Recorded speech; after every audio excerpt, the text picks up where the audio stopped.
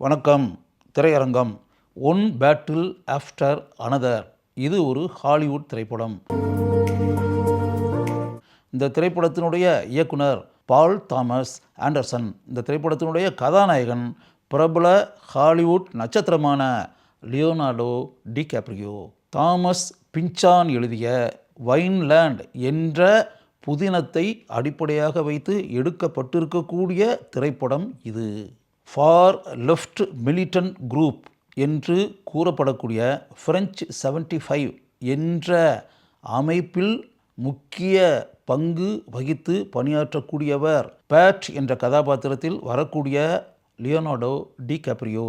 அதே ஃப்ரெஞ்ச் 75 அமைப்பில் பணியாற்றி கொண்டிருப்பவர் பெர்ஃபீடியா பெவர்லி ஹில்ஸ் என்ற இளம்பெண். அவள் கருப்பினத்தைச் சேர்ந்த இளம்பெண். அவர்கள் இருவருக்கும் இடையே ஆழமான காதல் உண்டாகிறது. அந்த ஃப்ரெஞ்சு 75 அமைப்பில் பணியாற்றக்கூடிய அவர்கள் இருவரையும் பிடித்து பல இரகசியங்களை எப்படியும் கைப்பற்ற வேண்டும் என்பதை மனதில் வைத்து கொண்டு தீவிரமாக செயல்படுகிறார் யுஎஸ் செக்யூரிட்டி ஏஜென்சியை சேர்ந்த ஸ்டீவன் லாக்ஜா. ஸ்டீவன் லாக்ஜாவிடமிருந்து தப்பிக்க வேண்டும் என்பதற்காக வேறு வழியே இல்லாமல் அவருடைய காம இச்சைக்கு சில நேரங்களில் பலிகடாவாக ஆக வேண்டிய நிலை பெர்ஃபீடியா என்ற அந்த கருப்பின இளம்பெண்ணுக்கு உண்டாகிறது. ஒரு சூழலில் ஸ்டீஃபன் அந்த இளம்பெண்ணை சிறை கைதியாக அடைத்து வைக்கும் நிலைக்கு தள்ளப்படுகிறார். அங்கிருந்து எப்படியும் தப்பித்தே ஆக வேண்டும் என்பதற்காக கடுமையாக போராடுகிறாள் பெர்ஃபீடியா.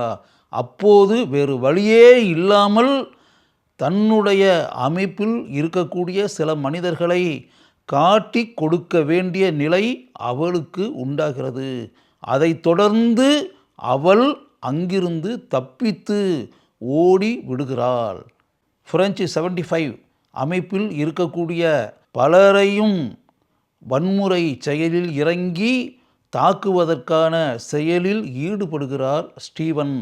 அப்போது அந்த கூட்டத்திடமிருந்து தப்பித்து செல்ல வேண்டிய நிலை பேட்டுக்கு உண்டாகிறது.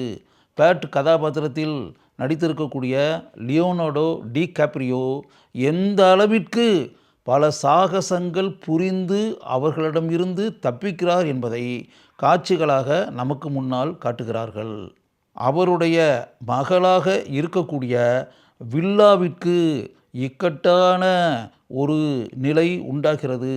அவளை எப்படியும் காப்பாற்றியே ஆக வேண்டும் என்பதற்காக ஒரு இளம்பெண் பெரிய அளவில் அவளுக்கு உதவியை செய்கிறாள். கன்னியாஸ்திரீகள் இருக்கக்கூடிய ஒரு மடத்தில் அவளை கொண்டு போய் அந்த இளம்பெண் சேர்க்கிறாள். பாதுகாப்பாக வில்லா அங்கு இருக்கட்டும் என்று. ஸ்டீவனின் ஆட்களின் கண்களில் மண்ணை தூவிவிட்டு தப்பித்து சென்ற பேட் ஒரு சூழலில் அவர்களின் கையில் மாட்டிக்கொள்கிறான். அங்கிருந்து அவன் தப்புவதற்கு அவனுடைய நெருங்கிய நண்பர் ஒருவர் உதவுகிறார்.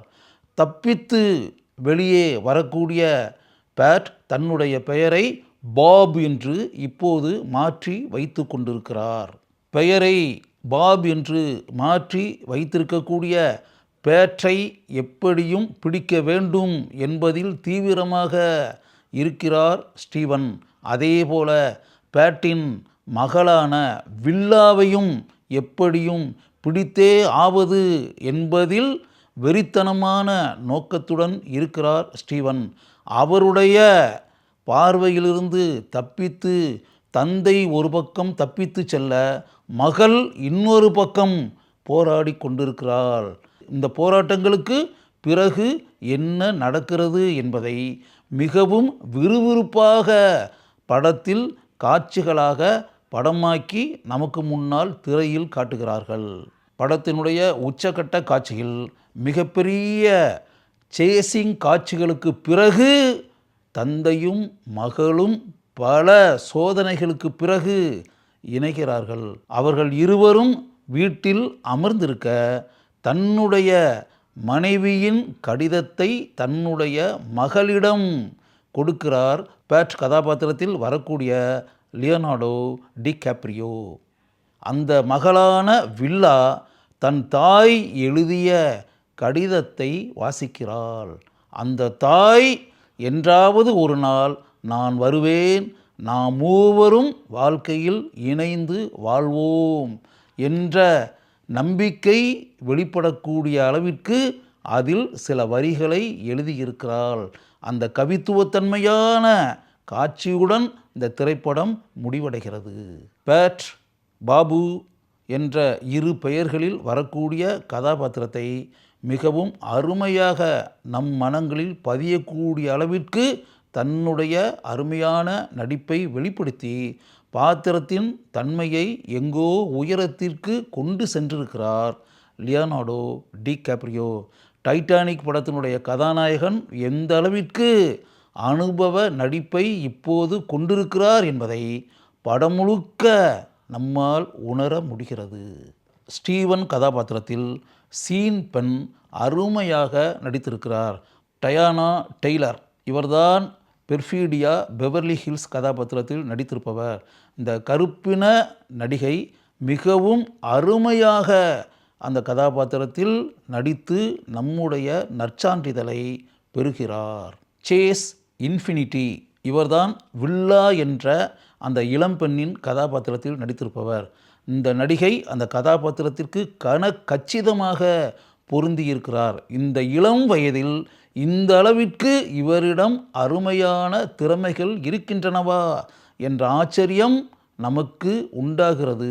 மைக்கேல் பவுமேன் இவர்தான் இந்த திரைப்படத்தினுடைய ஒளிப்பதிவாளர். ஆக்ஷன் காட்சிகள் ஏராளமாக நிறைந்திருந்தாலும் இந்த திரைப்படம் கவித்துவ தன்மை கொண்ட ஒரு திரைப்படம். அதற்கு தன்னுடைய சினிமாட்டோகிராஃபியின் மூலம் எந்த அளவிற்கு பெருமையை உண்டாக்க வேண்டுமோ அதை இந்த ஒளிப்பதிவாளர் நன்கு செய்திருக்கிறார். ஆண்டி ஜர்கன்சன் இவர்தான் இந்த திரைப்படத்தினுடைய படத்தொகுப்பாளர். இந்த திரைப்படத்தினுடைய காட்சிகள் சிறிது கூட போரடிக்காத அளவிற்கு இவருடைய சிறப்பான எடிட்டிங் படம் முழுக்க இருப்பதை நம்மால் உணர முடிகிறது. ஜானி கிரீன்வுட் இவர்தான் இந்த திரைப்படத்தினுடைய இசையமைப்பாளர்.